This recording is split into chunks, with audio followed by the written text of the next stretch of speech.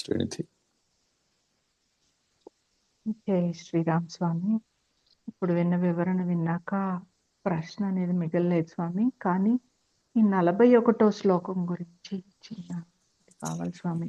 దేహము ఛేదింపబడినను అఖండమగు చైతన్యము ఛేదింపబడకుండును, దేహము నశించిన అజ్ఞాని యొక్క ఆత్మయే నశింపకయుండ, ఇక సమ్యక్దర్శియగు జ్ఞాని యొక్క ఆత్మ ఎట్లు నశించును అని అన్నారు స్వామి. ఇక్కడ అజ్ఞాని యొక్క ఆత్మ, జ్ఞాని యొక్క ఆత్మ అని కాకుండా ఈ బుద్ధికి ఇంకొంచెం అర్థమయ్యేటట్లుగా చెప్తారు. ఇక్కడ అఖండ చితి రూపస్య దేహే ఖండనమాగతే అసమ్యక్ దర్శనోప్యస్తి నాశ కిము సన్మతే అన్నారు. అంటే ఏమిటంటే సమ్యక్ దర్శనం, అసమ్యక్ దర్శనం అనే రెండు దర్శనాల గురించి ప్రస్తావించింది శ్లోకం. సమ్యక్ దర్శనం అంటే నిర్మల దర్శనం, అసమ్యక్ దర్శనం అంటే మలిన దర్శనం. అద్దం మలినమైంది, ఉద్దేశ్యం మలినమైంది, ప్రతిబింబం మలినంగా ఉంటుంది. అయితే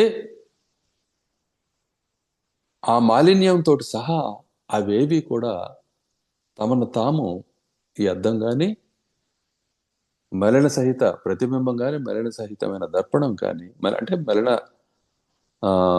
భావాన్ని అనుభవిస్తున్న దర్పణం కానీ, అసలు ఉద్దేశం కానీ, బింబం కానీ, ఇవేవి కూడా ఎరిగి ఉన్నా ఎరక్కపోయి ఉన్నా పూర్ణంగా తమను తాము ఎరిగేదాకా నశించడం లేదంటే ఎరిగేదాకా వాటి యొక్క వర్తనం అనేది సాగుతూనే ఉన్నది. అంటే ఎంతకాలం వరకైతే కషాయాలు అడుగంటవో, ఎంతకాలం అజ్ఞానం పోదో అంతకాలం అజ్ఞానియే ఉంటున్నాడు. ఇక సత్యన్మాత్రుడవి, ఆనంద స్వరూపుడవైన నీకు క్షయం అనేది ఎలా ప్రాప్తిస్తుంది? ఈ మాలిన్యం అనేదే అస్తిత్వం అనే భ్రాంతిలో ఉండడం వల్ల, ఒక నిర్దేశం అనేది లేకపోతే నేను లేనేమో అనే భ్రాంతి కలుగుతూ ఉన్నందువల్ల ఇదంతా కలుగుతూ ఉన్నది తప్ప, ఆ నిర్దేశాలు ఇవన్నీ నశించినా సరే నీవు ఉంటావు. నిర్దేశాలకే, వాటి ప్రతిబింబాలకే, లేకపోతే ప్రతిబింబ క్రియను జరిపే దర్పణానికే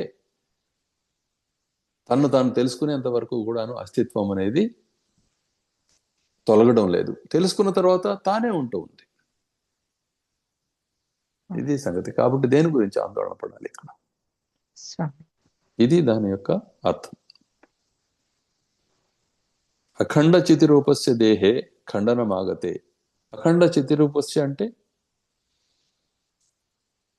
కేవల చైతన్య రూపుడైన ఆయన యొక్క దేహమునందు ఖండనం అనే అనుభవం కలుగుతున్నా అంటే ఏమిటి? ఈ త్రిపుటిగా లేకపోతే ఈ అనుభవంగా వీటన్నిటిగా కలుగుతున్న ఆ లోపల కూడాను అనేకత్వం సిద్ధించి, వ్యవహారం నందు అనేక రూపత్వాలు అనుభవానికి వస్తున్నప్పటికీ, ఖండించబడము, అతకబడటము, లేకపోతే ఇత్యాది అనుభవాలన్నీ కలుగుతున్నప్పటికీ, చావటము, పుట్టడం అనేవి కూడా కలుగుతున్నప్పటికీ, ఇది అసమ్యక్ దర్శనం కలిగిన వాడికి ఇది విషయం, కానీ సమ్యక్ దర్శనం కలిగిన వాడికి ఇది కేవల ఆత్మస్వరూపం మాత్రమే.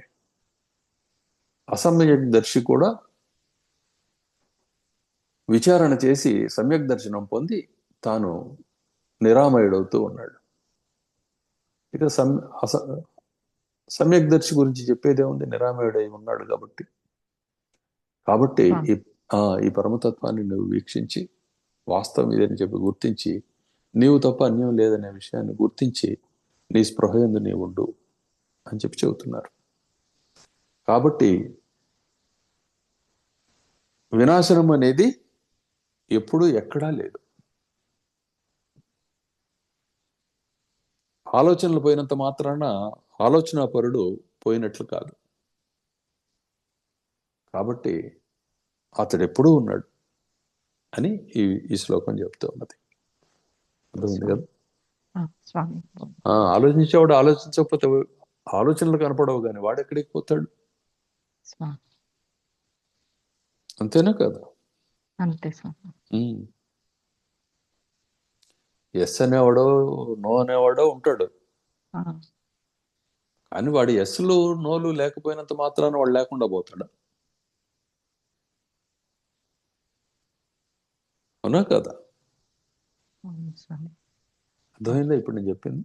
ఆ, ఉమ్. బోధపడి ఇది సంగతి. ఇంకేమున్నాయి? అంతే స్వామి. జై శ్రీరామ్ స్వామి. జయ